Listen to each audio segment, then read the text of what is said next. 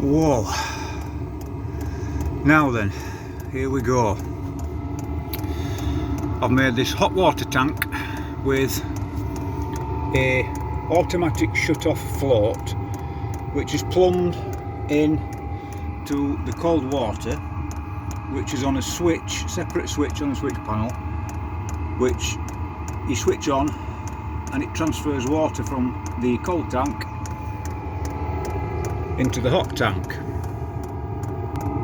And in the corner is a heat exchanger, what I've built out of two PC radiators, 105B80s, high temperature silicon tubing, and that is working absolutely perfect. There's a thermostat, you can't see it, there's a thermostat wire in the centre, and I'll explain that in a minute. The hot water is pumped via that pump with a built-in micro switch, which I've had to change the PSI because it was 120 PSI and kept busting my pipes. So I've wangled that to work perfect. And right in the centre is a drill bit poking out of a rubber tube, and that is going to be for the shower head. In this tank is also another thermostat coupled up to a thing I'm going to show you in a second, the blue thing in the background, which is that. Now the first one is the air temperature inside the diesel heater itself. So once that reaches 60 degrees, it will switch on the other one and start the internal pump, the circulating pump inside the hot water tank, which goes through the intercooler.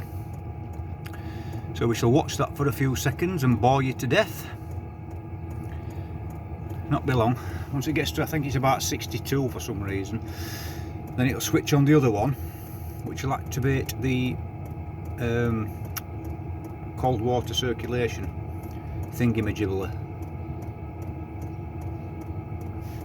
There's hot air coming out of the heater at the minute. That temperature will drop down.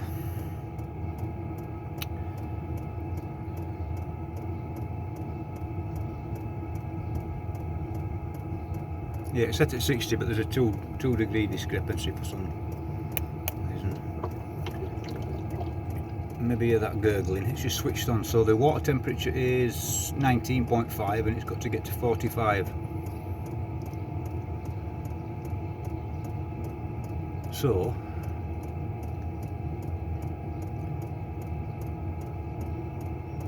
we shall wait. And that's the switch panel. The first one's the fridge, the second one is the thermostat controlling system. The next one on is, I can't remember, I think that's to turn your hot water pump on, and the other one is the brain fart, is the to fill the hot water tank up from the cold. Got there at end. Couple of minutes in and we're up to 22.4. It will whiz up though soon. It's basically cobbled together with what pipes and that I had, but I needed a flexi bendy silicon pipe for the red one to get the bend, because you can't get a big bend on this stiff blue things. So, and it's set roughly 50% in the fresh water, so you'll never use all your fresh water filling your hot water up. Good idea or what? But you can't guess what that is. It's a tap! One of the problems I am getting is the heat exchanger is I've 3D printed it with just PLA, and once the water's hot it gets to 120 plus degrees inside there, so it's starting to go a bit squishy. So I'm just at the minute doing a 7-hour print for half of the casing with some high temperature filament up to, I think it's about 120, 150 degrees I think it starts, before it starts going squishy. And that's lined out, the one in the van is lined out with fiberglass insulation, lagging for exhaust, and it's still getting hot. Bugger. It might be flickering on camera, I'm not sure at frame rate, but anyway, the top one is inside the heater, not the heater, the bloody heat exchanger. So we're at 75 degrees on there and we're at 25.8 on the water. and the diesel heater is not full, as you probably can hear. It's only set probably number 1 or number 2 setting. Green spouty bit, it's a float shut off. I've got one here, look, a spare one.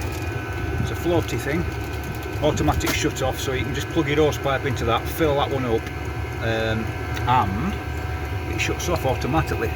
And that little tube is what I've added to show you the water level. You probably can't see it, but it's about there, so you can see water level in there.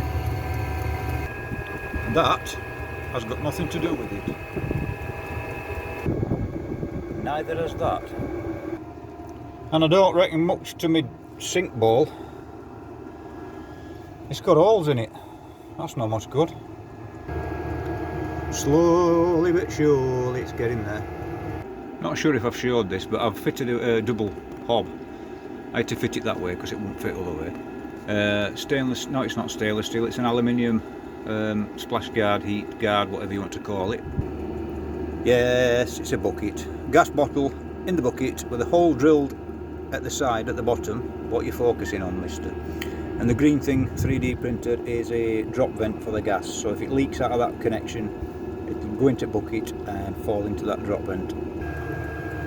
Not sure what difference it will make if I... Look at the bloody light coming in there. If I drop the start temperature down to something like 10, so the pump comes on straight away. I don't know if that'll make much difference, but I can try it for nothing. 44.2. You see a little red light on, that's on. So as soon as it goes to 45, eventually 46, 7.7.8, and then that one will switch off the pump. There you go, like so. Not that you can see hot water on camera, but that's quite hot. In fact, it's very hot. I would call that great success.